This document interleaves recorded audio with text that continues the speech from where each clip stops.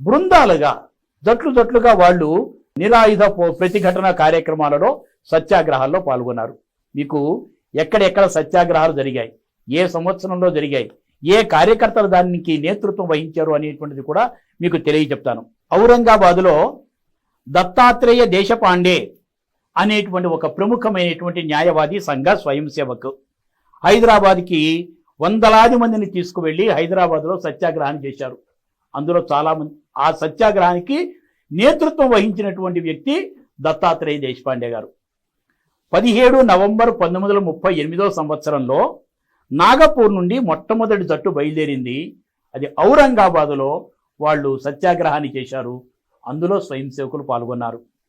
27 November 1939 సంవత్సరంలో అకోలా వరహాడ్ నుంచి హైదరాబాదుకి సత్యాగ్రహం కోసం వెళ్ళారు.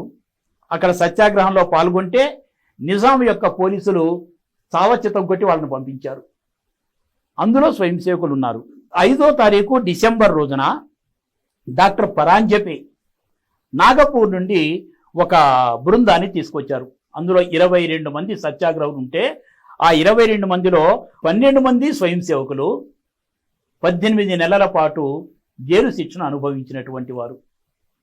అలాగే 13వ తారీఖు ఫిబ్రవరి 1939 సంవత్సరంలో మధుకర్ గుయి అనేటువంటి ఒక కార్యకర్త, అంటే ఈ నిరాయుధ ప్రతిఘటన కార్యక్రమానికి నేతృత్వం వహించినటువంటి వ్యక్తి 20 మందితో ఆయన ఒక జట్టు తీసుకువెళ్ళి సత్యాగ్రహం చేస్తే అందులో 10 మంది స్వయం సేవకులు ఉన్నారు.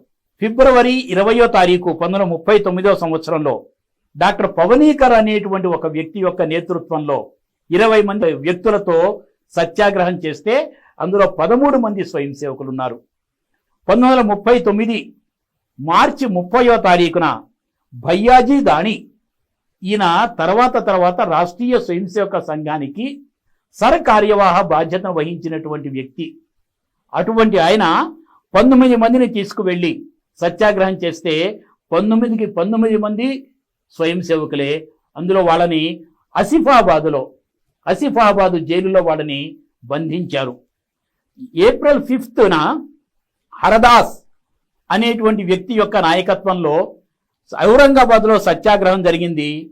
అందులో అరెస్ట్ అయినటువంటి 8 మంది స్వయం సేవకులు సంవత్సరం పాటు జైలు శిక్షను అనుభవించారు. అందులో వామనరావు హెడ్గేవార్ అనేటువంటి ఆయన కూడా ఉన్నారు.